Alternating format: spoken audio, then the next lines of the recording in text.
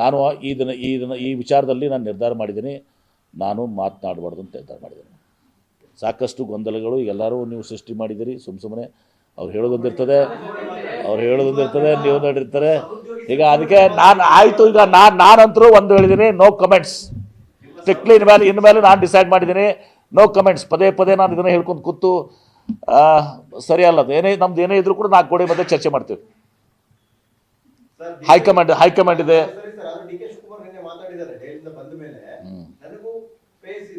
Vibration ಇದೆ. ನಾನು ಸಿದ್ದರಾಮಯ್ಯ ಇದ್ದಾರೆ, ನಾನಿದ್ದೀನಿ ನಾಯಕತ್ವ ಅಂದ್ರೆ ನಾವು ಸಿದ್ದರಾಮಯ್ಯ ನಾನು ನಾಯಕತ್ವ ಅಂತ ಹೇಳಿದೆ ಸರ್.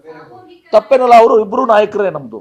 ಅವರಿಬ್ಬರು ನಾಯಕರು. ಸತೀಶ್ ಜಾರಕಿಹೊಳಿ ಅವ್ರ ನಾಯಕರು, ಪರಮೇಶ್ವರ್ ಅವ್ರ ನಾಯಕರು, ಇನ್ನು ಭಾಳ ಎಲ್ಲರೂ ನಾಯಕರು ಇದ್ದಾರೆ. ಎಲ್ಲ ಹೇಳ್ತೀನಿ, ಎಲ್ಲ ನಾಯಕತ್ವ ಎರಡಲ್ಲ, ಇನ್ನು 4 ಎಲ್ಲರೂ ಜನ ಎಲ್ಲರೂ ಇದ್ದಾರೆ. ಪಕ್ಷ ಸಾಮೂಹಿಕವಾಗಿ ಒಬ್ಬ ವ್ಯಕ್ತಿಯ ಇದು ಅಲ್ಲ, ಇದು ಸಾಮೂಹಿಕ ನಾಯಕತ್ವದಲ್ಲಿ ವಿಶ್ವಾಸ ಇಟ್ಕೊಂಡ್ಬಂದಂಥ ಕಾಂಗ್ರೆಸ್ ಪಕ್ಷ. ಅವರಿಬ್ಬರು ಡಿ.ಕೆ. ಶಿವಕುಮಾರ್ ಅವರು ಭಾಳಷ್ಟು ಇವತ್ತು ಪಕ್ಷಕ್ಕೆ ಕೊಡುಗೆಯನ್ನು ಕೊಟ್ಟಿದ್ದಾರೆ. KPCC ಅಧ್ಯಕ್ಷರಾಗಿ ಅವತ್ತು ಸಹ ಸಂಘಟನೆ ಮಾಡಿದ್ದಾರೆ. ಚುನಾವಣೆಯಲ್ಲಿ ಭಾಳ ಶ್ರಮ ವಹಿಸಿದ್ದಾರೆ, ಹಾರ್ಡ್ ವರ್ಕ್ ಮಾಡಿದ್ದಾರೆ. ಸಿದ್ದರಾಮಯ್ಯನವರು ವ್ಯಕ್ತಿತ್ವ ಇವತ್ತು ದಿವಸ ಅವ್ರು ಈಸ್ ಅ ಮಾಸ್ ಲೀಡರ್. ಇವತ್ತು ಜನ ಅವ್ರನ್ನ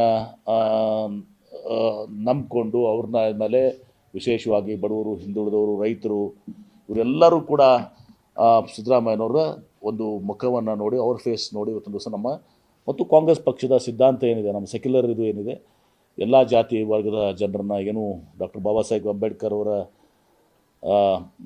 ಸಂವಿಧಾನ ಇದೆ, ತತ್ವಗಳಿದ್ದಾವೆ, ಸಿದ್ಧಾಂತಗಳು, ಅದರ ಪ್ರಕಾರ ಇವತ್ತು ಸಹ ನಮ್ಮ ಕಾಂಗ್ರೆಸ್ ಪಕ್ಷ ನಡ್ಕೊಂಡ್ಬಂದಿದೆ. ಅದು ಸಿದ್ದರಾಮಯ್ಯ ಅವ್ರ ನಾಯಕತ್ವ, ಡಿ.ಕೆ. ಶಿವಕುಮಾರ್ ಅವ್ರ ಸಂಘಟನೆ, ಇನ್ನುಳಿದವ್ರದ್ದೆಲ್ಲ ಸತೀಶ್ ಜಾರಕಿಹೊಳಿ ಅವರು ಆಮೇಲೆ ಇವತ್ತು ಪರಮೇಶ್ವರ್ ಆಗಲಿ, MB ಪಾಟೀಲ್ ಆಗಲಿ, ಮತ್ತು ಇನ್ನಿತರ ಎಲ್ಲರೂ ಯಾರನ್ನು ತಗೋಳಿ ನೀವು ಎಲ್ಲರೂ ನಮ್ಮ ಪಕ್ಷದ ಪ್ರತಿಯೊಬ್ಬನ ಸಾಮಾನ್ಯ ಕಾರ್ಯಕರ್ತನ ಒಳಗೊಂಡು ಎಲ್ಲರದ್ದು ಪಾಲ ಇದೆ.